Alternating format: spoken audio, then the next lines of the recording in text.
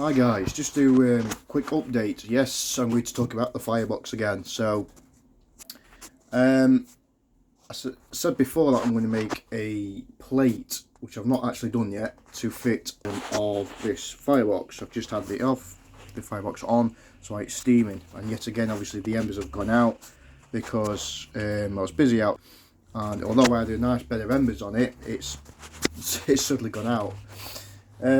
So yeah, so like I said, I mean, I've had this firebox a few years now in the field, and obviously now I'm just using it for the allotment, just to probably have a quick meal at the allotment, and that's about it. So after a few years, I can probably comfortably do obviously a review for it, and which I've already done. I think I've done three-part video to this and the problems that I've been having with it. I built a bed of embers up, which obviously you can't see now, and I put these larger logs on here. Now these logs have been drying out for months, so they're not wet at all, being kept under cover. Obviously split the logs, pre-split logs, sorry, and yet again the fire's gone out straight away. As soon as your back's turned, it just seems to die out. So if you're thinking of buying one of these fireboxes, they are pretty good for keeping the fire obviously off the ground, and pretty good for cooking on. If you've got a tin of sausage and beans that need warming up, or any meal that needs warming up, maybe a tin of soup or something that takes a couple of minutes to warm up, then that's fine. Firebox, the company who make them, stated that you can, because of the high gauge stainless steel that's made of, you can use this as a primary heat source. But in my opinion, after a few years of using it for all different kind of things, trying to use it as primary heat source, cooking many meals on it, using it at the allotment as well to cook the meals, which is where it's going to stay now, and you just cannot use this as a primary heat source. You just can't, not without chopping half a forest down or carrying like 2 tons of kindling with you, because you've got feeding this thing, feed it, okay? Because as soon as as soon as you stop feeding it, that is when it goes out. And once it goes out, all the embers go out, and you've got to start from scratch to build your fire up again. It doesn't matter how much wood you put in there, I get the same results. It doesn't matter if it's hardwood, softwood, dry wood, pine wood full of pine resin. It does not matter. Eventually it does burn off, leaving no embers at the bottom, because if you see my previous videos, the firebox right at the bottom, just above the ash pan where it collects the ashes, there are 5 quite big holes. I'd say probably the size of a 1 penny piece, and I don't know the reason why they put them holes there, and I'm totally baffled. I mean, some say, some YouTube videos I've watched, is that it's aids you in making things like the Swedish fire torch. Now don't get me wrong, you know, I suppose in a way it can feed the Swedish fire torch from the bottom, but if you've done the Swedish fire torch correctly in the first place, you shouldn't really need those 5 holes at the bottom of your firebox, because there is all the way around here, all the way around, and on the other side as well, to feed your fire of oxygen. So you don't need them massive, great 5 holes at the bottom of your firebox, surrounded by further holes, obviously, where the ash goes through the holes and collects on the ash pan. So for people that says this is the best, say, firebox or firebox kind of stove out there, after using it for a few years now, I'd have to say probably no. Would I recommend it? Me personally, I'd have to say no as well on that. Would I recommend the firebox? No, I wouldn't. I think there is better alternatives out there for keeping your fire going. Certainly if you're going to be using it as a primary heat source. If you are just using it for cooking your food and keeping the fire elevated from the floor, there are way better options out there and way cheaper options. Considering, I think when I first bought this, I think it cost me around £60, and possibly more, because it was relatively new when it first come out, and obviously I bought all the accessories as well. So you probably, I don't know, maybe I'm pushing £80 when it first come out with all the accessories. And you've got your grill plates like this, and like that, and obviously there's another one with a big hole cut out where you can rest your pot or your Crusader pot or whatever, if you're making a brew or something similar, or cooking.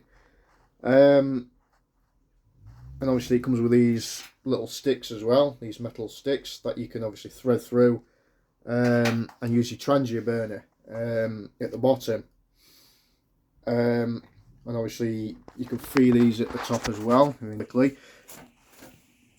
So you can free these at the top here, goes through the other side.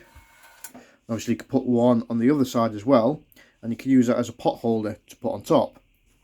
Okay, and all the way down as well, so you can have it at different heights, and have different heights for your transient burner as well, depending on how hot you want the flame.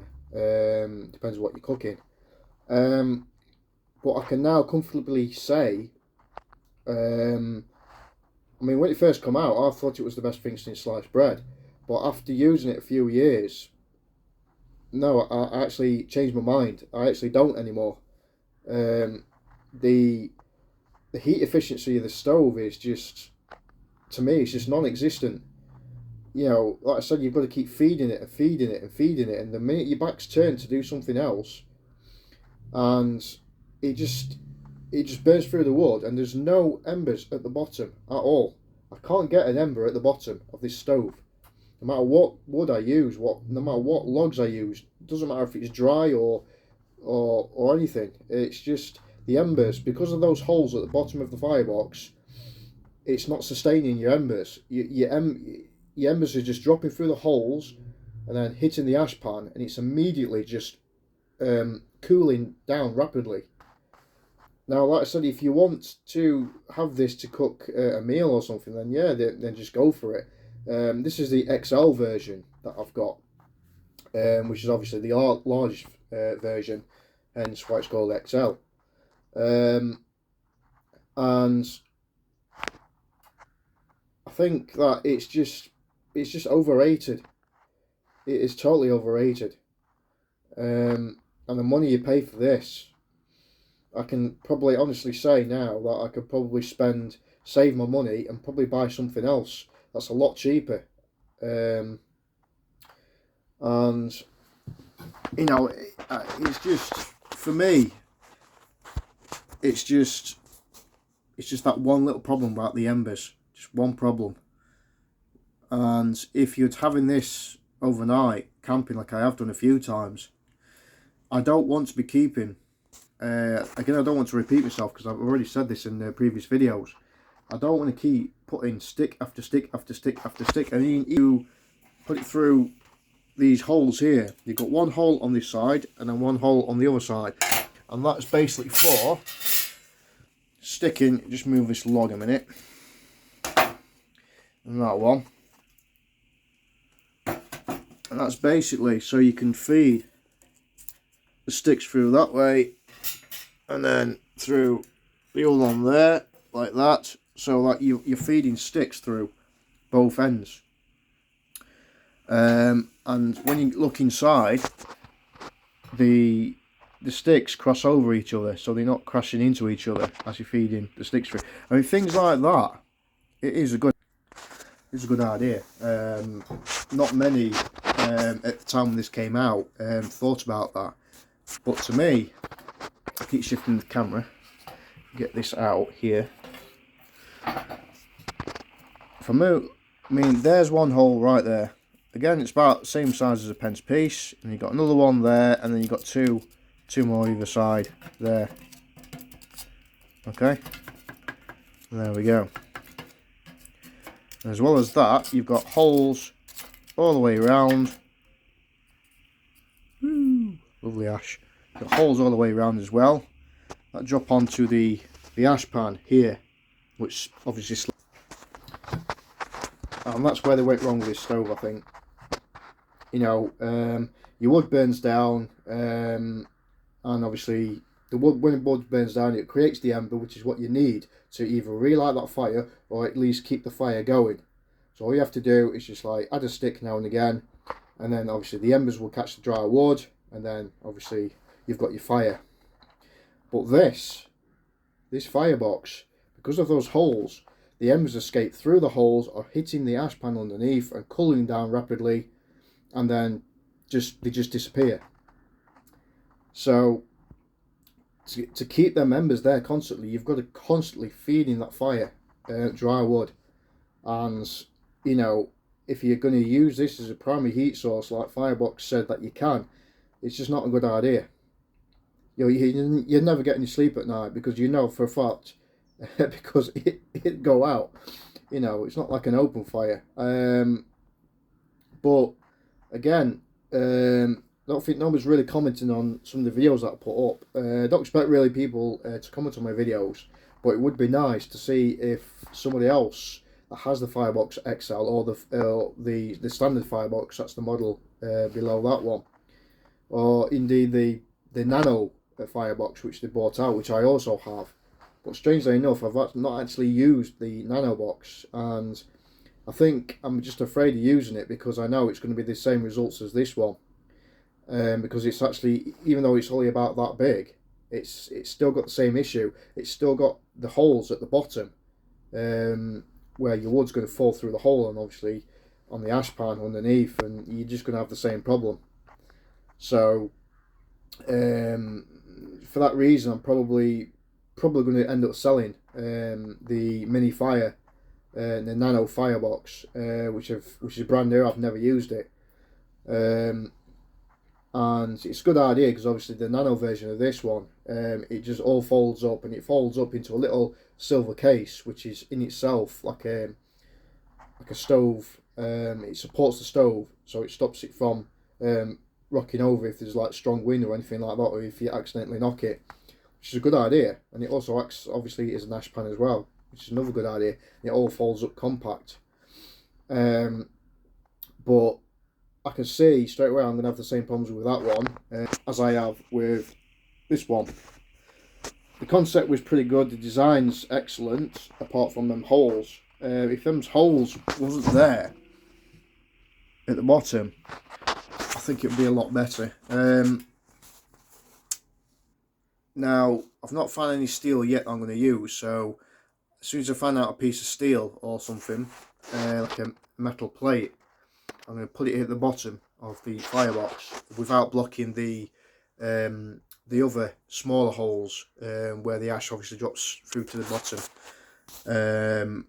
The only plate I need is obviously to cover the main holes, the 5 holes at the bottom of the stove. So yeah, do I recommend this stove? No, I don't, unfortunately, even though I've used it for 2-3 years maybe, constantly. So I thought, rather than just using it once and give it a review, I thought, well, you know, I'll give it a few years first, and I'm going to try everything. I'm going to cook everything on it, steaks on it, and then just try it, different options. You know, I've cooked like bannock bread on it and all sorts, and for me, it's just that burn time that you get is just horrendous. You know, I think I worked out today with the dry sticks that I put in after I was getting the big flames. So obviously when you get the big flames, then you can start putting the larger fuel on. and within, I think it was about 3 minutes, the sticks that put in burnt totally down, and there was no embers at all at the bottom. In fact, I think it took a further 2 minutes for all the embers to completely disperse, completely disappear, non-existent. And like I said, I was probably gone for about 5 minutes while this was burning, just to fetch something from my wood store, which is just round the corner. And when I came back, the firebox had totally gone out. It burned through, the flames burnt through the wood. There was no embers at all, despite all the wood that I put in previously. So I had to start from scratch again. So yeah, it's a shame really, because it's made out of really, really good gauge steel, and it had the potential to be really, really good. But you know, I mean, firebox, do something about those holes at the bottom of your firebox. I mean, do something about it. They don't need to be there. They really don't need to be there. If those holes wasn't there, I think it'd be burning fuel a lot more efficiently, and it last a lot longer than it is at the minute. So just a bit of a rant really, and just an update. And when I do make the plates, obviously I'll do another video to see if that's improved anything at all. But yeah, I've obviously took the sticks out. As you can see, you know, there's the holes again, and there's no embers whatsoever. Bottom there, nothing glowing at all. And it's not like it's a cold day. It's not really a cold day today. Just your average late September in the UK. So it's not really cold at all. So yeah, after 2 or 3 years of using it, I wouldn't recommend it, to be fair. I think there's far more efficient stoves out there for what you need it for. So yeah, I'm going to wrap that up, I think, and like I say, be interesting to see if anybody's got this version or the other versions, or even the nano version. Just let me know what you do to combat the the burning time on it, or if you've managed to modify it at all for your burning. But yeah, at the minute, I don't recommend it. No, definitely not.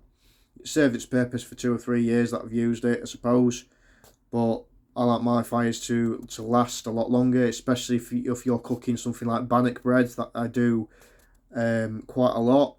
Bannock bread can take like half an hour, 45 minutes to cook, and you know, trying it on this firebox is just you got to keep feeding it just to keep that heat there. And if I'm going to do that, I might as well just have an open fire on the ground. We're not using a firebox at all. So yeah. So for a primary heat source, no, I don't recommend it at all. This is the Firebox XL. As an alternative to heating your food up, I suppose, yeah. Again, I'd probably, for cooking your food, I'd probably give it maybe 6 out of 10 for cooking your food. But again, only if your food's pre-cooked and you need to warm it up. If you're cooking something for longer, then you're going to run into the same problem of feeding the fire with a lot of sticks. So be prepared. If you've got one of these and you want to cook something that's going to take maybe half an hour of your time, then you either put a Trangia stove, Trangia burner at the bottom, which obviously this can support, or you get another stove completely. Because the Firebox XL, and probably the rest of the fireboxes in the series will probably be the same if it's got the same kind of holes at the bottom what this has. This will give you a lot of problems. You know, like I said, I've tried all sorts. I've tried putting the sticks in the side with the 2 slots to feed your wood in, so you don't have to feed the wood at the top. But again, within a minute or so, them sticks are burning down, so then you have to push them in. And then once you've pushed them in, it's burning through that. You're not building embers up, and you'd have to keep feeding it. It's basically the same thing as if you're feeding wood at the top. It's still burning through wood at accelerated rate, just because there is far too many holes in this firebox. You know, especially at the bottom. So I think firebox, if you're listening, then you know you need to like block them holes up somehow, or make another firebox version without those 5 holes. Even if you put them there to making a Swedish fire torch, they still don't need to be there, because if you've made the Swedish fire torch correctly in the first place, you still don't need those 5 holes at the bottom of your firebox stove. So yeah, a bit disappointed really after 2 or 3 years of using it. But it's just going to stay here at the allotment, I think. So if I need a quick meal or something like that, I'm just going to light it, or maybe put my transit stove in it and do it that way. But apart from that, I'll probably never take it in the field with me again, ever again. I've got another stove to do as well. I've got quite a lot of stoves in the reviews in the pipeline to do. It's just finding the time to do it. But I just wanted to make like these 3-4 part videos on this firebox stove that I'm not happy with. So don't go out and buy a firebox until you've seen this video. This might actually change your mind about buying one if you're using it for a primary heat source, or you know, you want it for a good burn, an everlasting burn, because you ain't going to get one unless you constantly feed this thing. I mean, every couple of minutes you're just feeding it and feeding it, and the embers are just not staying at the bottom. They're just non-existent, because they are falling through them holes and then cooling rapidly on the ash pan at the bottom, which is not what you want. So yeah, I'm going to wrap that up before I start gabbing on. You know what I'm like, guys. And I'll catch you in my next video. Who knows what it's going to be like, or what video I'm going to be doing, what review I'm going to be doing. But I'm going to be trying doing more videos more recently, at least maybe 1-2 a week on random things. And hopefully in the future some more bushcraft videos, etc., and more adventures from me. So without further ado, again, without waffling on, I shall see you. So thanks for watching, and I'm sorry for boring you to death.